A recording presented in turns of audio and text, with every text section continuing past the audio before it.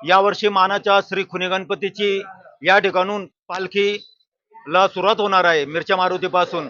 या गणपतीचे वैशिष्ट्य असे आहे की खानदेशामध्ये एक गाव एक गणपती अशी प्रथा खांबेटे गुरुजी यांचे आपलं लोकमान्य टिळक यांच्या हस्तक खांबेटे गुरुजी यांच्या हस्ते 1895 पासून गणेश उत्सवाला सुरुवात झाली।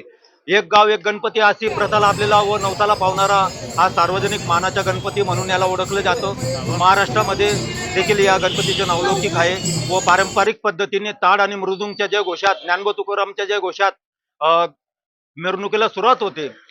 कसलाही गुलाल उधळला जात नाही व आपल्या धुळे जिल्ह्यामध्ये मुस्लिम व हिंदू मुस्लिम एकतेच्या गणपती म्हणून देखील या गणपतीकडे पाहिले जाते। मुस्लिम बांधव देखील खुनी मस्जिदीजवळ पारंपरिक पद्धतीने पूजा अर्चा व फुलं उधळून गणपतीचे स्वागत करतात, म्हणून हिंदू मुस्लिम एकतेच्या गणपती म्हणून या गणपतीकडे पाहिलं जातं व नवसाला पावणारा सार्वजनिक मानाचा श्री खुनी गणपती म्हणून पूर्ण महाराष्ट्रामध्ये व खानदेशामध्ये या गणपतीला ओळखले जाते।